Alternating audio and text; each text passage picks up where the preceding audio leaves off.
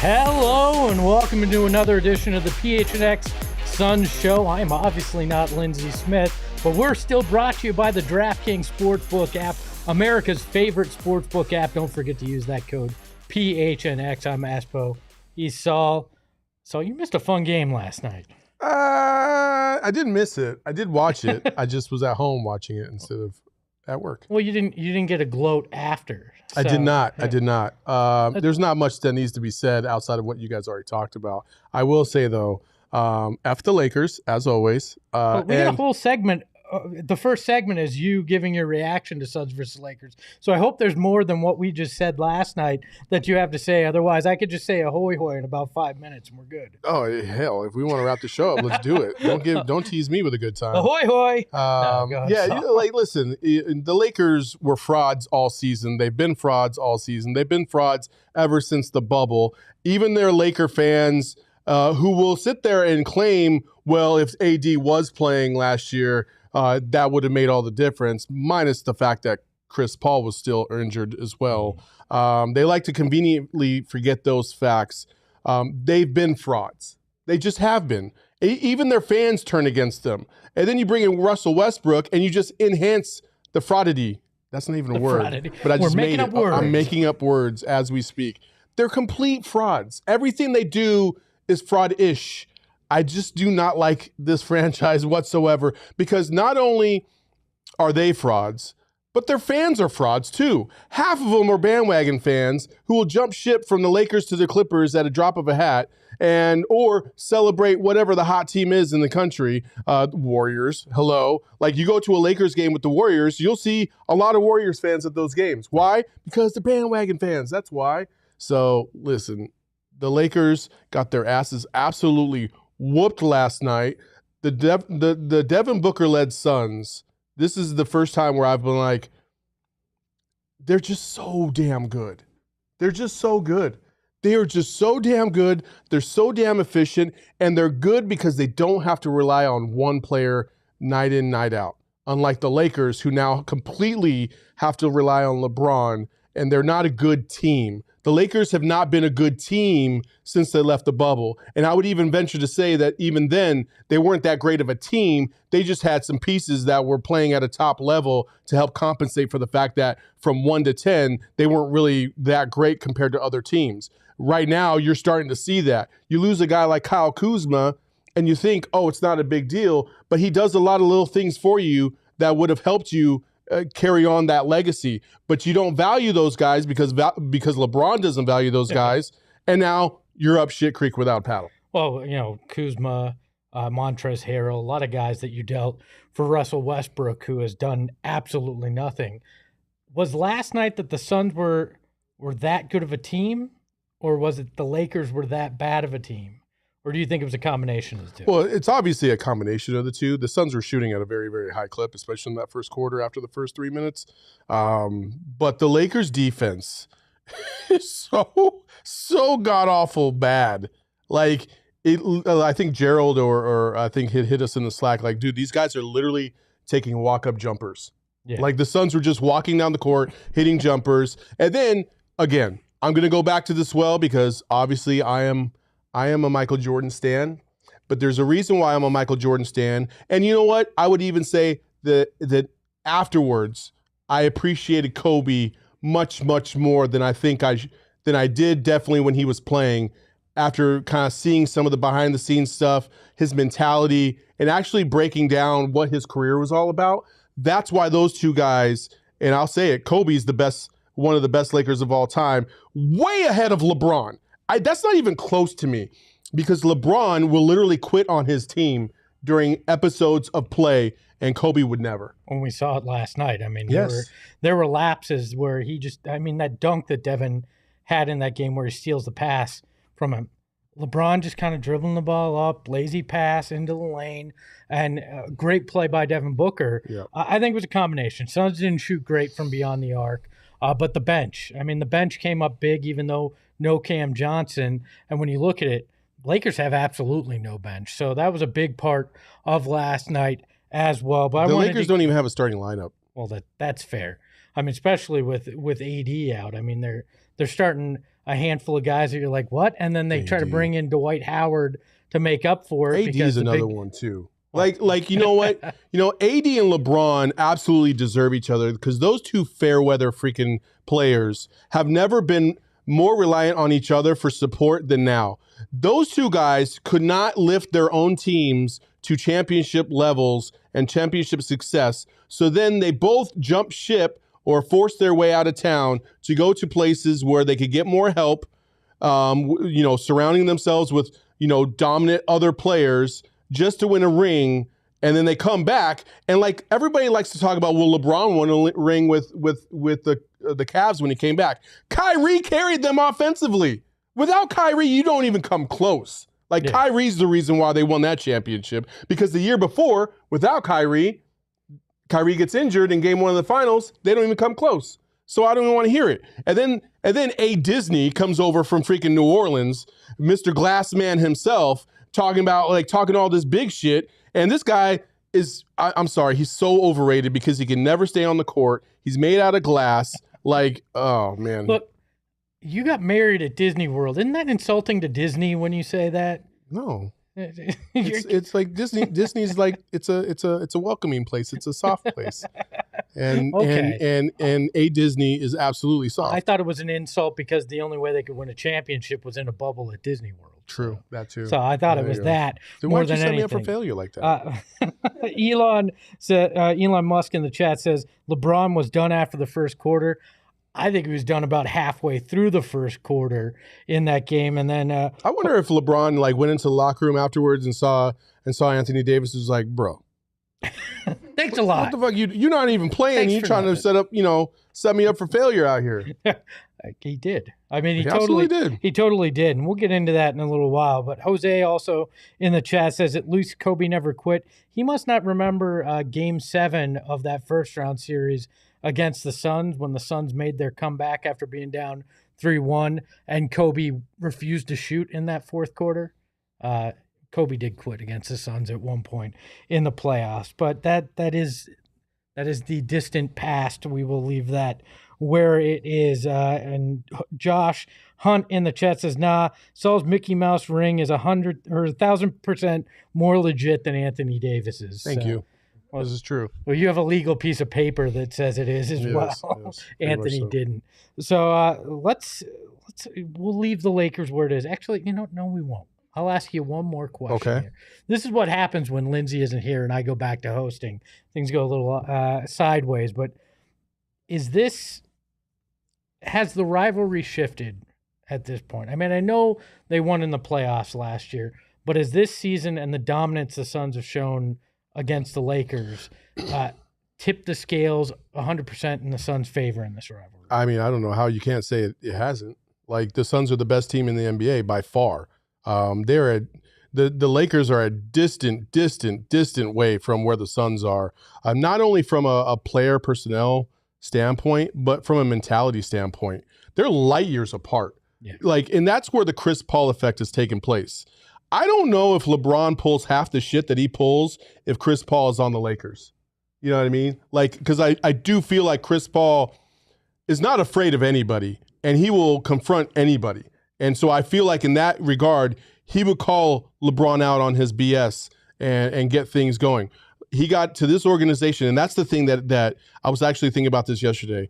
Chris Paul's effect on this team is so abundantly clear because of the mentality that this team has now. And it's so great because Chris Paul's not even on the floor anymore, and you can still feel his presence on the court. It's amazing. It really is amazing. They're mentally tough. They don't bat an eye at any adversity. Even the other night when they were throwing the ball away against the Raptors left and right in that run that cost them the game, they still fought back and had a chance to win that game. They're just unflappable. They really are. It's the best Phoenix Suns team I have ever witnessed in my life. It's the difference between having Russell Westbrook and Chris Paul as your point guard and Frank Vogel as your coach and Monty Williams as your coach.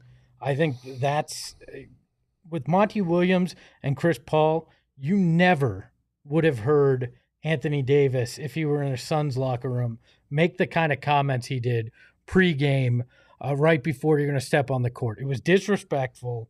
And I don't think it happens in a Chris Paul team or a Monty Williams team for that matter. I mean, they were down 2-1. They go back to LA, and they dominated game one. It wasn't even close. The Sun, The without Sun, Chris Paul, without in the Chris second Paul, half. basically, yeah. And everybody wants to say it was a shoe-in and we were going to win that series. No, it wasn't. It really wasn't. Like you think it was, but it really wasn't. So listen, the Lakers, like I said, go back to your fraudulent championships and go hold on to the past because you're all fake. Josh says orange goes better with purple in the chat. I agree with that. And to your point about being fraudulent, my favorite tweet from the night, and this will be the last thing we talk about on this, but a fan who was at the game said there are 3 rows of Lakers fans in front of her in the game. They left at halftime. When they came back, about half of them were wearing Suns gear. And that says everything that you need to know about a Lakers fan. Yeah, they're fraudulent and with the best of them. So let's take a break here. Remind you about the DraftKings Sportsbook app. The teams have been selected for the biggest tournament of the year. That's right. And there's only a few days left to join in on all the action before the first team tips off this Thursday. DraftKings Sportsbook is giving new customers a shot to bet just $5 on any team and get $200 in free bets. That's right. $5, get $200 in free bets if your team wins. Yep, it's that simple. If they win, you win. DraftKings Sportsbook customers can also bet on college hoops with the same game parlays. One of my favorite ways to bet on a game where you combine multiple bets into one for a bigger payday. It's one of my favorite ways to bet on the DraftKings Sportsbook app. And you know what's also great about DraftKings? It's safe, reliable, and secure. Best of all, you can deposit and withdraw your cash whenever you want. It's super easy. You can get your winnings same day. I mean, same day if you need that cash. It's great. Download the DraftKings Sportsbook app now. Use promo code PHNX. Bet $5 on any hoops team, college hoops team to win, and you're going to get $200 in free bets. It's just that easy. You win with promo code PHNX this week at the DraftKings Sportsbook app. 21 and over, Arizona only. Gambling problem? Call 1-800-NEXT-STEP. New customers only. Minimum $5 deposit required. Eligibility restrictions apply. See DraftKings.com/sportsbook for details. And want to remind you also that it's time to take your shot, presented by the Arizona Department of Health and Safety Services. Children 5 and older are eligible for the COVID-19 vaccine. The vaccine is the best tool we have to reduce the chance of getting sick with COVID-19. The COVID-19 vaccine can reduce the risk of being hospitalized or dying from the disease. Safe, free, and highly effective COVID-19 vaccines are available throughout Arizona. Just visit azhealth.gov/findvaccine for a location near you. I will say this. The one good thing about the Lakers right now is that show Showtime's pretty good. It is. It's better. It's the best way to watch the Lakers right now because it's much more entertaining than the actual Far team. more entertaining. I'll tell you that much. I have not made it all the way through episode 2 yet. I did. I'm about 2/3 of the way through. Jerry West can't like the way he's depicted in this show. Even if it's partially true or even 90% true, yikes. Jerry West not looking great. Oh, well, you need to finish episode 2 then. So that's all I'm going to say. Would you like to play a little game, Saul? Let's go. Let's play a game. All I right. love games. We're going to call it something, nothing, or everything. The premise is simple.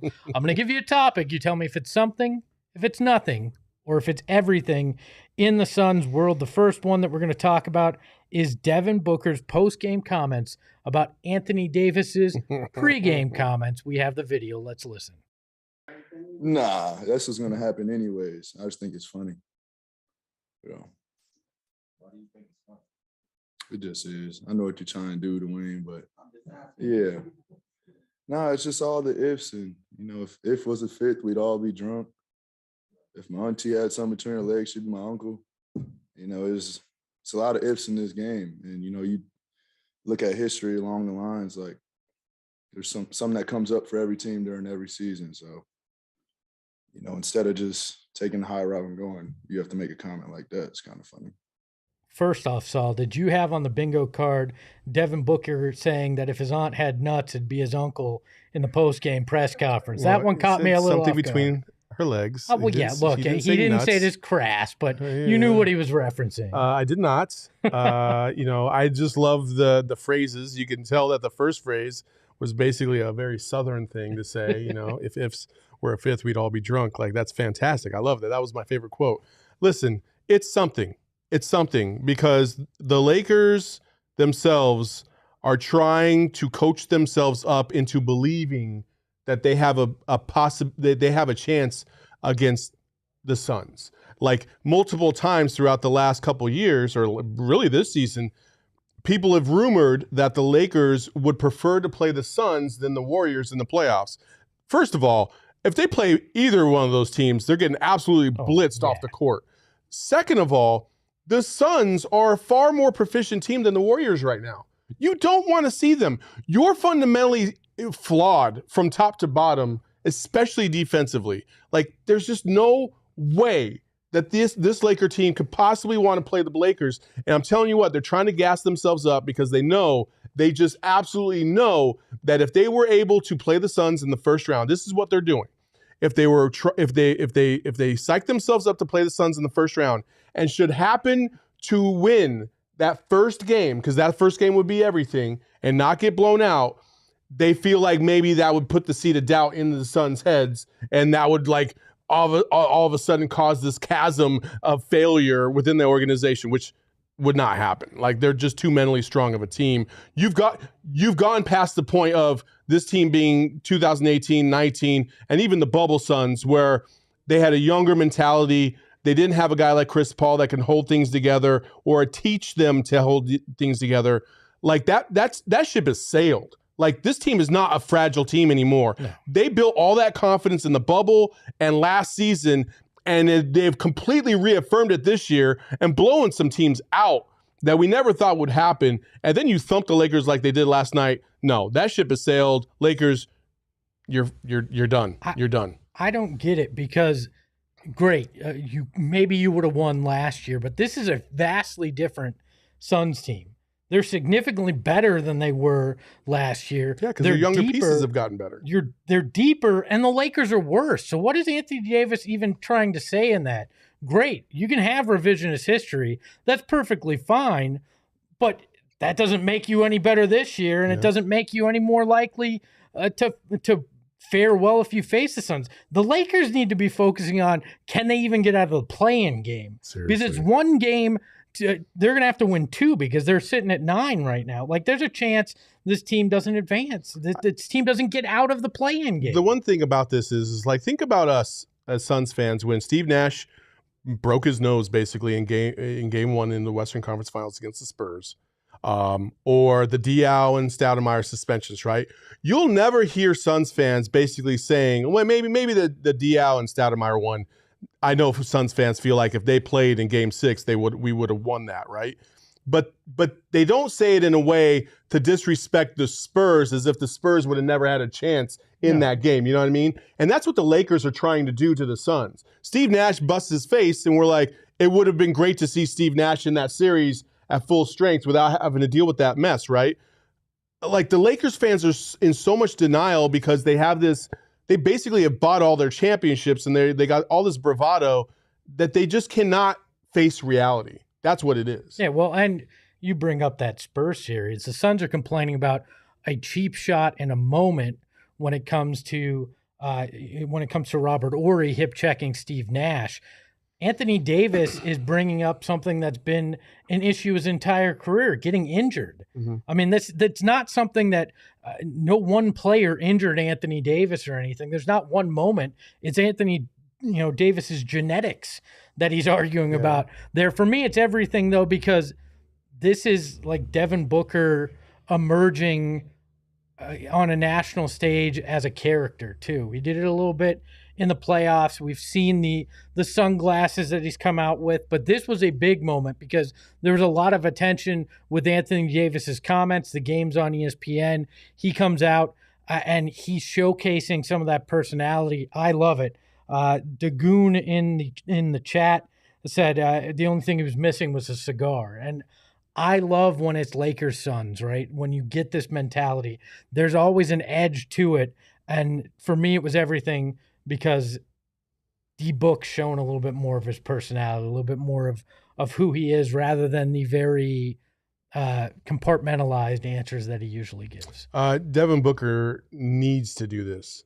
He needs to do this. If he wants to be on the national stage and get everybody's attention, like he needs to give, like, let's be honest, he needs to give the national peeps some juice. Like he just does. Like that's what captivates everybody about, like Draymond Green. Always good for a soundbite, right? That's part of this. Like you're feeding the beast, and if you continue to feed the beast, they will pay attention to you.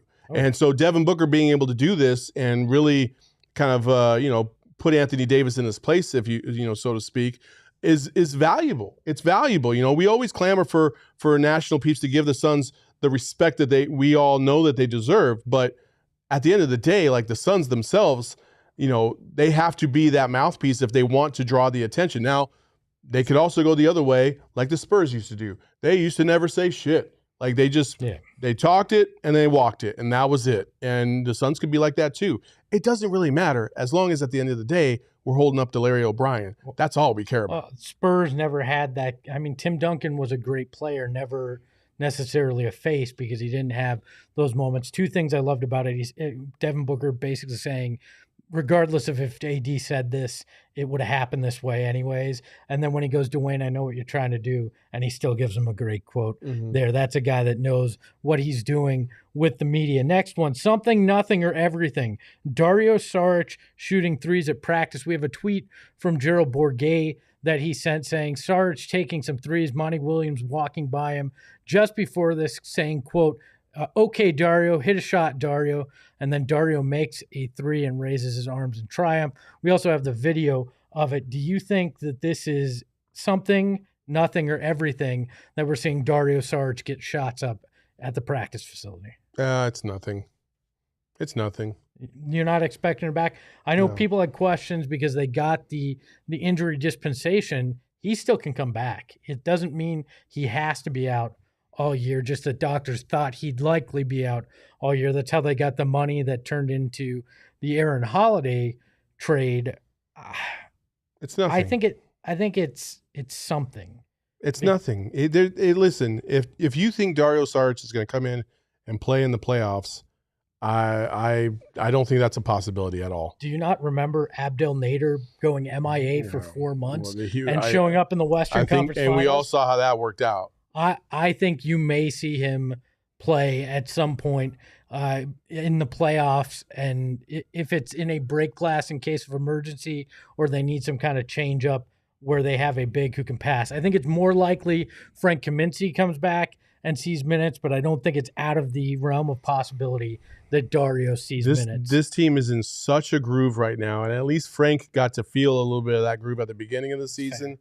Dario literally will have basically gone a year without playing an NBA game, and the first one he's going to come back to is going to be in the playoffs when things are at a all-time high level. Like, I just don't see it. The difference with Abdel Nader is he had played all season, got hurt towards the end, or actually in the playoffs, missed a couple games, and then came back. No, Abdel hadn't played in like 3 months and came in and was it 3 played. months? Yeah, he was MIA. We had no idea where he was going to be, and then he just showed up in the Western Conference Finals against LA.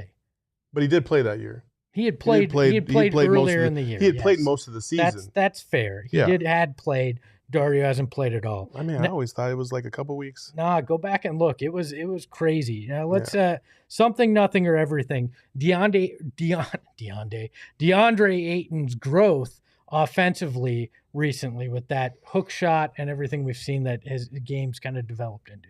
I mean, he's been doing that. Like he goes through stretches, yes, but he's been very, very efficient of late. He's been efficient all season. I mean, he's shooting over 60% for the year. Like, that's ridiculous. I would say it's everything because, as we alluded to last week, the playoffs, you're going to need DA to score some points in the playoffs, especially if you want to dominate teams the way you hope you can dominate them. You face off against like the Bucks or the Nets or something like. Their weaknesses are going to be down low. You know what I mean? So you got to take advantage of that. Ironically, Robin Lopez just came back, by the way, so that's going to be interesting to see how the Bucks adjust to that and have him back in the fold. But yeah, most of the teams out east, they don't have the bigs to compete with DA. So yeah, it's everything. I'm not worried about Brooke and the Bucks when it comes to Brooke Lopez, my bad. down low. You're right though. I mean, DA and his ability to go toe to toe with somebody like Nikola Jokic, it's everything to me as well. But what I love is that hook shot is that further out hook shot that 4 feet and more that he's done is a new look for him this year. He's shooting like 68% on that shot, and it's just another option in his bag, and he's used it a lot since Chris Paul's been out, where he's not getting those easy buckets on the pick and roll. So I like that he's found ways. I also like, since Chris Paul's been out, he's shooting 50% from three. I think he's 4 of 8 from behind the arc. He needs to shoot more, to be honest with you. But I like that that's now something that you can't just sag off of him at the top of the key, because that's been integrated as well. No, He's they will. more dynamic. They will. It's only 8 shots. I get it, but at some point you're going to have to stay honest with it, or he can burn you with it. Well, that's why he needs to shoot more. I agree. I mean, what's it hurt to take 1 or 2 more threes a game, right? Like, he's only taken 8 all season. That's not going to grab anybody's attention. Sure, is the threat there? Yes, but it's not going to warrant Jokic leaving the paint to come out and body him up at the perimeter yet. No. If he takes some more and he's more consistent with it, then yes, that'll change the entire dynamic of it. Well, and he's such a good passer. I think it opens up a whole different thing. If they start coming up on him, it's going to open passing lanes that he can find teammates as well. So I think it's everything that DeAndre Ayton's offensive growth. We need to see it on the boards, though, too. And last night he came through, but the previous night he hadn't. Last one, something, nothing, or everything. Ife Lundberg signing to a 2-way contract. The Danish guard, who becomes only the second Danish-born player, only the second Danish player to play in the NBA. Played in. Who's the other one? I don't remember. I don't remember. I'm so disappointed. It's only, is it not Kiki Vandeweghe? No. He's not Danish? Not Danish. Anyways, though, he's had a great career in Moscow and in Europe. A 6'4" guard with a 6'9" wingspan, can hit at a 38% clip from behind the arc. Said to be one of the best NBA-ready European players out there. Do you think this is something, nothing, or everything? It's nothing until he can get cleared to come play. Well, that's fair, but they said in a week or two, typical visa stuff. But do you think he even sees any? Do you think he sees any playing time? I mean, yeah. I think at some point he'll get a few minutes here and there, because you got to see what he's got, right? Like, what if he comes in and he just is phenomenal? Like, you just never know. I don't know. It's nothing right now, because if he was that high of a piece, I think they would have tried to get him a little bit earlier. But yeah, it's nothing right now until I see him play, to be honest with you. I think it's something.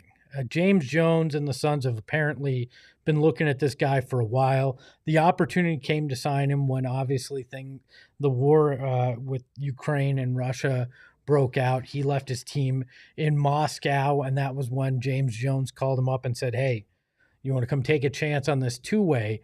I think he'll see decent minutes, because they've got a decision to make before the playoffs. 2-way players can't be on the playoff roster, and I think we're going to see either Ish Wainwright or Ife take Elfrid Payton's spot. I think they cut Elfrid Payton before the playoffs and put one of those guys on the playoff roster. And I think if Ife can prove himself and show that he can potentially give anything, they're going to put him on the roster just in case they run into any issues with Chris Paul or Campaign or even Devin Booker, because he plays both the 1 and 2. You gotta have guys that could potentially fill in, even Landry Shamet, if he can't get his shot going, and if we are going down the despair road right now.